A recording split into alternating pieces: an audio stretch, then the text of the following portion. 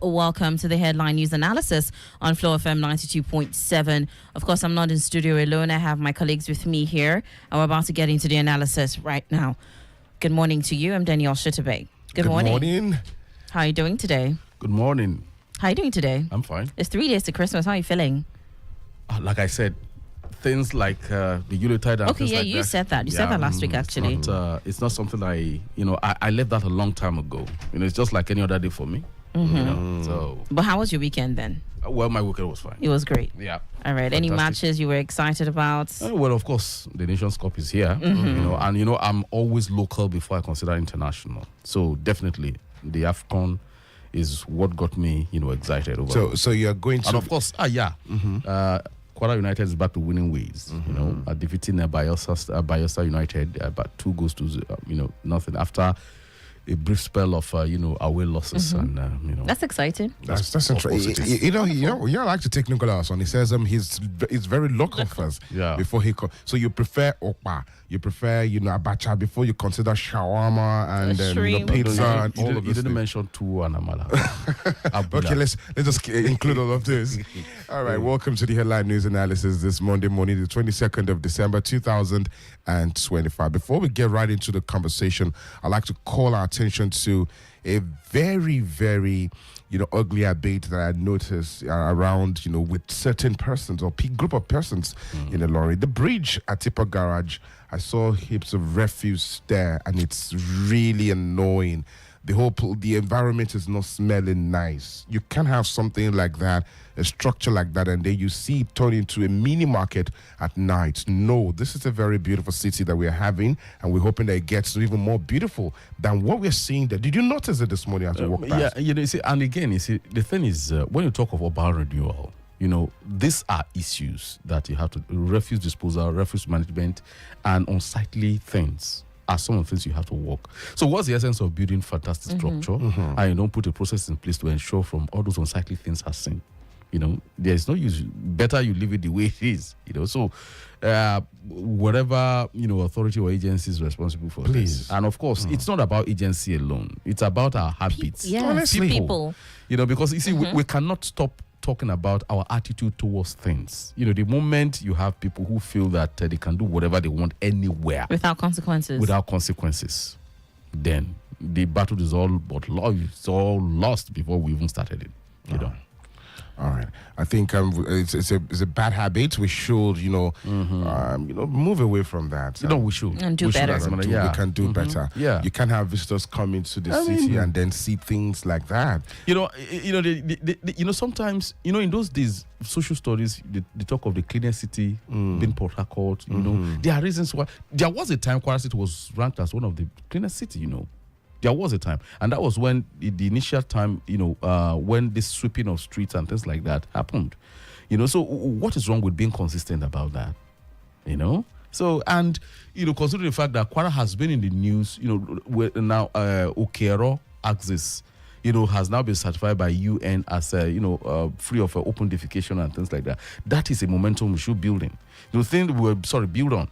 But when you now have a situation where you now have this very unsightly things happening around us again, it's like taking us several steps back from what we have achieved. Exactly. All righty. Well, it's good to start from home. At least we need to keep our homes look clean. Yeah, exactly. And then we'll look outside. Yeah. Still from local scene, this time within the continent Africa, the Africa Cup of Nations kicked off yesterday. Before we get into it, the views to be expressed is not in any way the position of Flow FM 92.7 or the staff therein, but as expressed by our in-house analyst, Nicholas Uwerunonye, and the individuals who will call on the show this morning. You can call us on 0807 777 9927.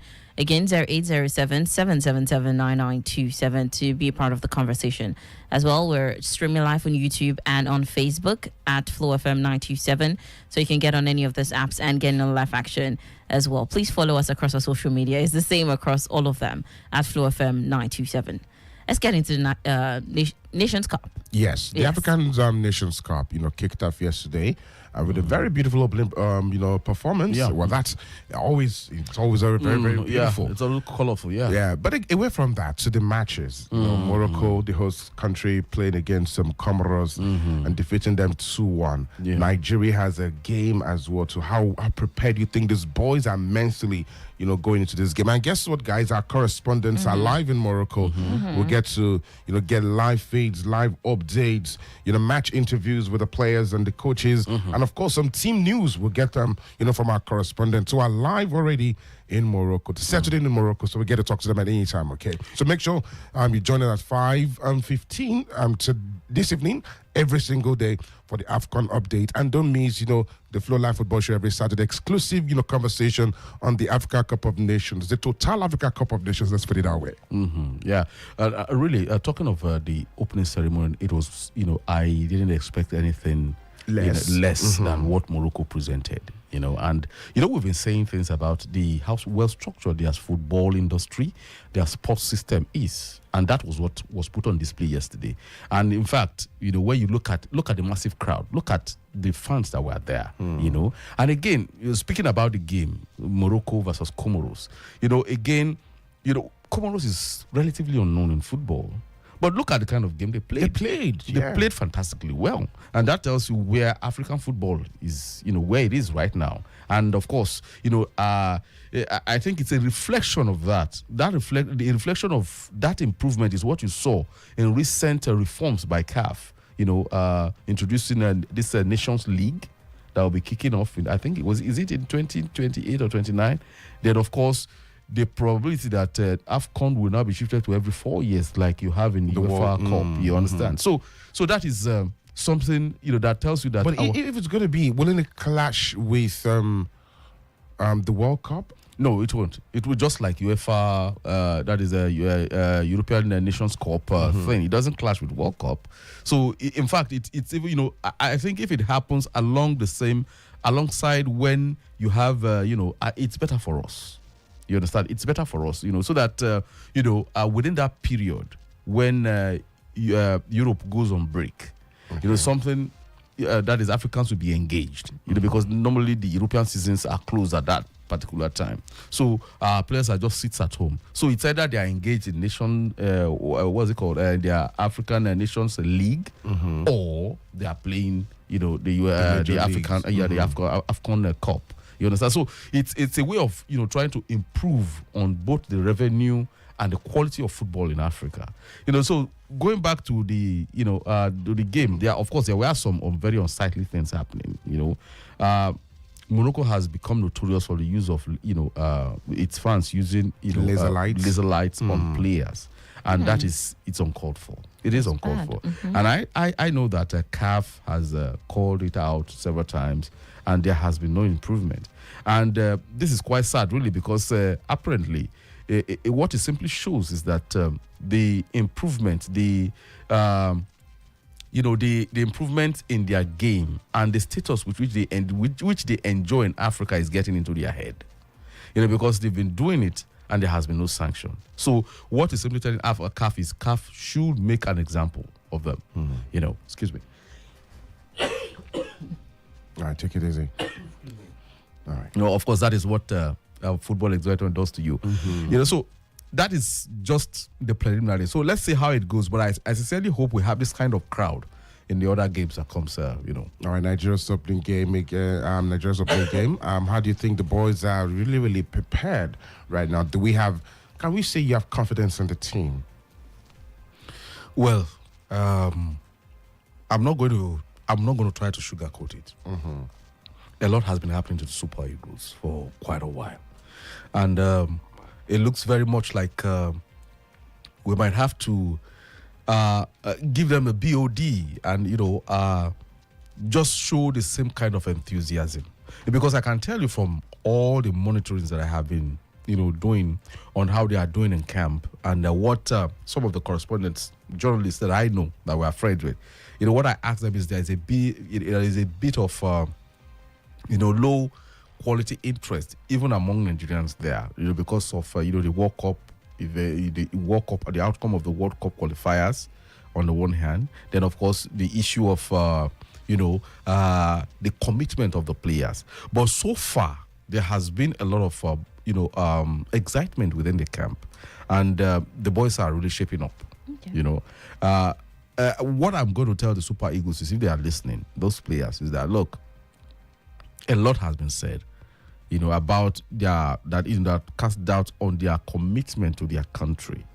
And they have just this window to prove everybody wrong. That is just the point. Because the last time we came very close, despite all the, poor outings at the qualifiers and the rest of them, they came very close to clinching that silverware. You understand? So we don't want to believe it's a fluke. I don't want to believe it's a fluke, but I believe that it really showed the quality of players we had in those, So I think that we have a better coach, compared to Pacero, in Eric Schell. And the reason being that Eric Schell is an African, who has played, who understands both worlds far better than, Pacero. So I expect to see more. And again, when you look at Eric Schell's record, it's been fantastic. The number of wins has improved, draws, and very few defeats. And when those defeats come, it's usually very, very tight. I'm not sure, except during the penalty shootout. That's the only when, So I'm expecting an improvement, because now you have close to almost a week of keeping those boys together. So I expect to see a very exciting Super Eagles on Tuesday. All right, that's tomorrow. Again, the game is against Tanzania. It's going to be 6:30 kickoff time. Exactly. And we must not, don't you saw what Comoros played. And Tanzania is really coming up. Don't forget that some of our players play their professional league in Tanzania. Yeah, that is how good their league is. Their league is seriously improving, in terms of money, in terms of quality, in terms of competitiveness. So Tanzania is not going to be a pushover, I can assure you. But again, I expect the Super Eagles to live up to it. Right. It's just like Morocco lived up to their billings, defeating Comoros in the long, hard fighting Comoros in the long run, Well, all the very best to the boys. The Super Eagles, as they file out against Tanzania tomorrow. Keep our eyes on the story. 6:30 p.m. Yes, I will give you all the match updates, and of course some team news. Where we'll connect with our correspondents who are live in Rabat, Morocco. Let's move ahead. 007779927 is number to call to be part of the conversation this morning. Let's move to another news story real quick that affects everybody right now in this period. It's the Yuletide season, and the Federal Competition and Consumer Protection Commission has clarified that fare increases by transport operators during the Yuletide season are not illegal, but warned that exploitative or unfair practices will attract sanctions. The Commission says seasonal demand and operational cost may influence pricing, but passengers are entitled to clear and timely information on fares, noting that unexplained hikes, especially amid reports of reduced fuel prices in some areas, raise consumer protection concerns. He also added that it is monitoring market conduct nationwide, engaging transport unions and operators to promote responsible pricing, and cautioned that practices such as poor fare disclosure, coercive conduct, or coordinated pricing against consumers would face strict penalties under the FCCPC Act. Yeah. How do they make sure that it is not exploitative in this way?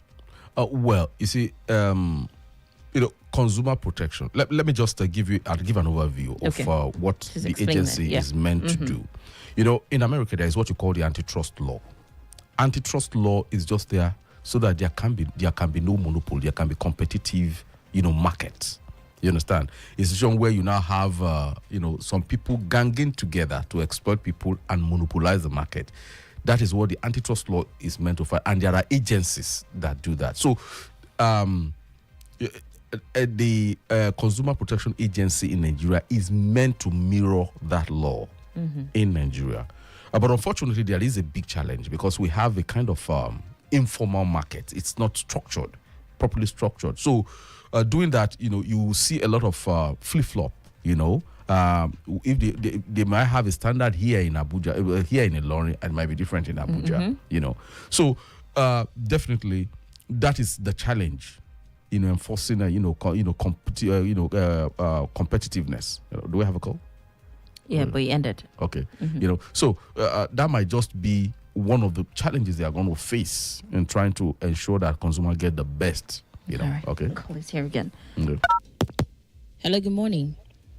Hello, good morning. Good morning. Good morning to you. What is your name and where are you calling from, please? This is General calling from Ilorin. General from Ilorin. Please go ahead with your comment. Yes. Yes, sir. Please, I don't know. I want to draw the attention of Flow FM to what is happening because you are discussing about consumer now. Why don't you people talk to NEPA? NEPA is really making life unbearable for many people, especially in Onu. We don't usually get light. And if they bring the light, before the next 10 minutes, if the light is off. Can we continue like this? And festive season, what do you call it? We are in a festive season that is supposed to be giving people light to do whatever they want to do. There's nothing like that. The thing is even getting worse.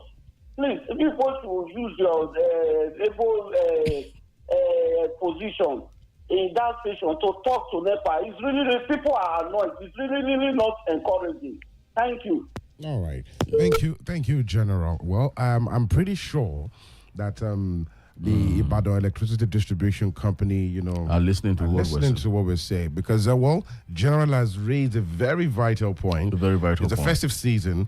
Crime rates will probably go high, can go high as well too, and then we need the streets to be lit up. We need the street to be up as well too. Yeah. We cannot say all this without also confronting the challenges that they are probably going through right now. Number one, if you recall, I think it was about roughly a week ago, the House of Rep, brought in the discourse to discuss a 100 billion naira bill, that they are owing. You understand? So, what that simply means is that they are not doing too well. That is number one. It's not an excuse for, poor services. Then, secondly, most homes will need energy, so it's going to tax the reserve because a lot of kids are at home. They want to watch TVs and things like that. So probably what is happening is they are rationing, because in my area, for instance, by say 8, 9, the power is off. Then you only wait until say close to 9 to 10 in the night before it comes on. That is what we've been going through right now in my area around that Egbejila axis. It wasn't like that before. You understand? It was fairly regular. So, General, if you are listening, it's not peculiar to your zone. It's not peculiar to your area. So this is what we are going through right now. In fact, sometimes they bring the light, say about 9, and in less than 30 minutes they take it again. And you don't get, especially now when there is heat. Okay. Hello, good morning. Hi, good morning, Danielle. Good morning, Daryl, and good morning, Nicholas. Good morning, Tikara. Thank you. It's Tikara. Yes. So, AFCON. See, Nicholas, it's not just a Morocco thing. When you go to North Africans to play against them, it's what their fans are always doing. There's no red lasers, they're pointing green lasers. And why this whole thing is hurting me right now is because Morocco has won a bid to host the next World Cup with Spain and Portugal. So are they saying that when these our international players from Europe and South America come all the way to Morocco to play a football game and they are pointing lasers into their eyes? Come on now, it's insulting to our football. CAF needs to. I feel like CAF is too lenient on Morocco. CAF loves Morocco too much. That is why Morocco has been hosting the Women's AFCON for the past 3 years, and even they're hosting the next one again. That's why Morocco has been hosting the CAF Awards back to back. CAF is in bed with Morocco, and that's why they're allowing them get away with all of this, all the things they're doing. Basically, we're pointing lasers at the coach, at the referee, at the goalkeeper. It's annoying. People to see them do this, and they do it even in club football. Yeah, and they are bad losers too. Sorry? I said they are bad losers too. Yeah, but exactly. And CAF needs to do something much more strict. They need to find a way because if you go to play in Africa, if they come to play against us in Nigeria, we don't play lasers. They've been like it's see. as for the Super Eagles, I wish them all the best, right? I feel like they do have a chance, even though some of the players on the team are not there, and I'm not a huge fan of them getting called up. But then let's see what they do. I don't know why he wasn't called up, because I feel like he didn't want to sit on the bench. He was out doing this sort of for his club because of his whole betting scandal. He came back, and then he comes to the Super Eagles, and we won't play him. We keep playing the goalkeeper that is confused. Let's see what we do at the AFCON. I feel like we might probably get to like the semi-finals, and then we'll bow out again as usual. But Morocco needs to start into it. They need to talk to Morocco. This rubbish cannot continue at all. It cannot continue. And as for the midfield disposal stuff that I raised earlier, I feel like there's so much planning that needs to happen in Kwara State, urban development. It's not all about building flyovers and putting green grass carpets across the state, across every roundabout and everything. I feel like the urban planning of the state is not exactly at its very best. I feel like the state the state government needs to sit up and fix that particular thing. And those who are saying that we should have a light so that our streets will be lit. Not every street in Kwara, I can't even count the amount of streets in Kwara that have street lights. So even if there is light, the streets will still not be lit because nobody is putting street lights, and even people in the community don't even do it by themselves. So, all right, Zagora, thank you. Yeah. Thank you for your comment. Yeah, on Morocco, the optics might suggest that they have been given a lot of preferential treatment. But the thing is that CAF loves a country that is willing to host. It takes the cost off their hand. And Morocco has the facility. They have fantastic facilities, and they're advertising the infrastructure development in their country. Sports, it's a very, very good avenue for tourism. Honestly. Yeah, it's exposing the country to the world in positive light. So, and they are taking full advantage of it. So, if we have the infrastructure, CAF can decide to give you the hosting right if other people are not coming up with commensurate, package. They can give you for 20 years and you keep on running it.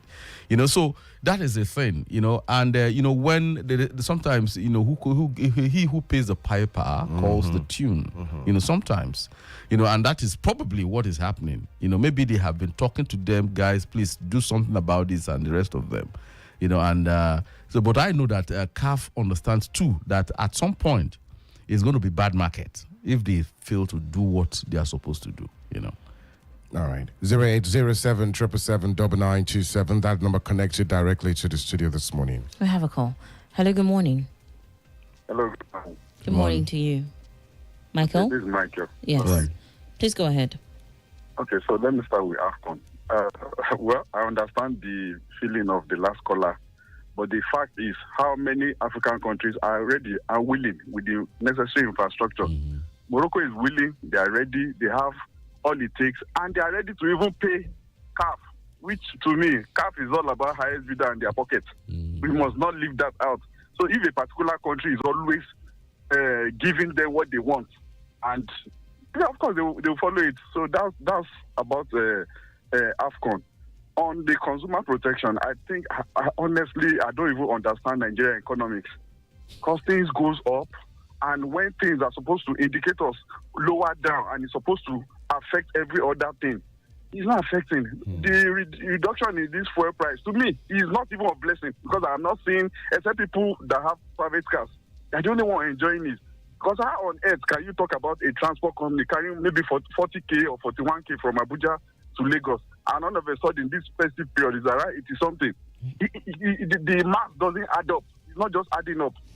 Then on the NEPA issue, I've given up on the particular disco. I don't want to market them, because even the area I stay, at times in 1 week we don't even have light for 2 hours. And there's this particular hotel that is close to us, 20-something million, and they gave them on band B. So to me, they are all about highest bidder. You have your millions today, the NEPA people will connect you, and you be on the band they want. And they so claim that if you have prepaid meter, the whole of that area has prepaid meter. But yet, what happened? For epileptic power supply. Well, it is what it is. Thank you.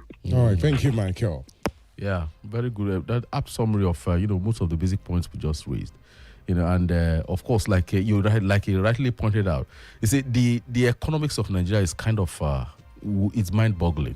And I think it's largely due to the informal nature. Almost 70% of our economic structure is informal. So when you have that kind of a situation, it's very difficult to predict, or even you see policies trickling down to effect, among the ordinary buyers and sellers, All right. 0807-777-9927 is the number to call. Let's take a quick comment quickly before we wrap up. Dr. Mrs. Omar Lebar from Murray says Christmas will make sense if we use the period for meditation and evaluation of our activities for the year and give gratitude to God for his blessings, favor, love, guidance, and protections. We should allow the birth of Jesus Christ to transform our life so that it will be meaningful to us. Celebrating him is not enough, but having a personal relationship is the most important. Let's use this Christmas to seek God and draw closer to him. Another message says, good morning, Mr. Nicholas and the amiable presenters. Compliments of the season. Please, I am worried about the state of the Songo Harmony Estate Road. Most interior roads in Loring have been tarred. However, this major road is still left to wallow in a dusty and deplorable state. The governor should do something. Phillips from Harmony Estate. Yeah, the governor should do something. You see, what he has said, it's kind of worrisome to me too, especially when you consider areas in the Loring that get roads and things like that. When you compare that to the people who are actually taxed and pay taxes, you discover that it is lesser in those areas.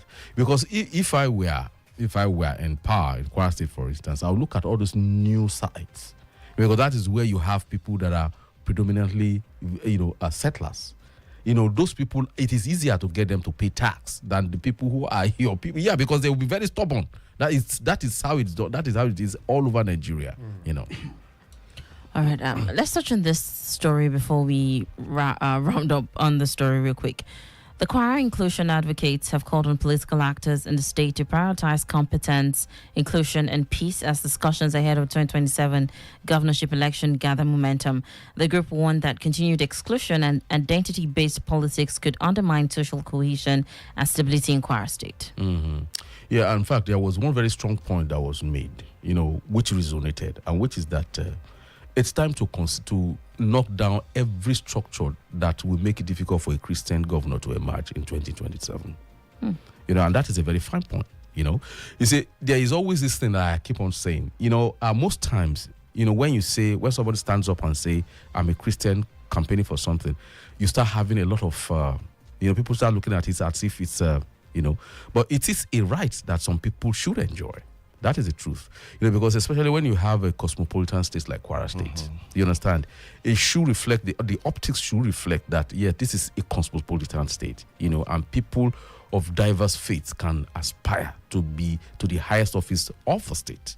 And I think that is a strong point that I think as stakeholders in the Kwara State politics shouldn't that be the practice rather than the way it's been? Shouldn't that be the practice across boards, or maybe there are particular religions? No. Particular regions rather. Pardon me. There are particular regions that a particular religion favors.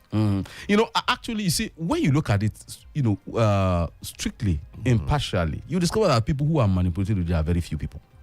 People who are very few. The people who manipulate that perception that if you are not of his particular faith, you can't be governor, are very, very few, actually. And they do it for selfish reasons.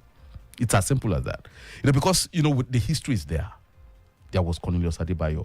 And who swung the vote? It was Abu Saraki. All right. Our time is spent. Nicholas, we need to just leave the conversation here for now. It's a good start to the week, though. It's a good start to the week. Definitely. The views expressed is not in any way the position of Flow FM 92.7 or the staff therein, but is expressed by our in-house analyst, Nicholas Uwerunonye. Please give us your closing statements real quick, in a few seconds. Well, AFCON is here, and I wish everybody excitement, So let's start preparing for Super Eagles tomorrow. Okay. All right. I wish the boys good luck as well. I'm Danielle Shitta-Bey. Thank you for joining us. And I am Adeyemi. Thank you.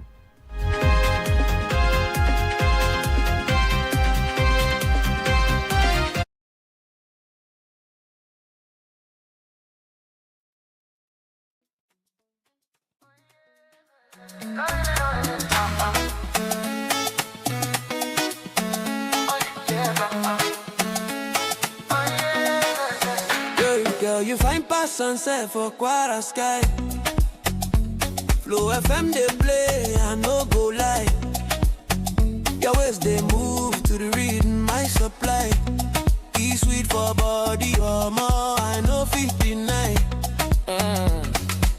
Turn me on with the melody. Flow FM, you be remedy. No station fee compete, you be energy when the DJ drop. I'm the internet. Flow it up, flow it up. You loading, no they stop. Never stop. 92.7, turn it up. Light it up. Flow FM, baby, body non-stop. Boy, you sweet like weekend groove. Flow FM, they play, I like your move. It be like say you sabi every tune. From a day wale to so be moon. Hey, Flow FM in the mix tonight. hey, Flow FM in the mix tonight. Flow FM 92, we the rule the night. Hey, Flow FM, we the rule the night.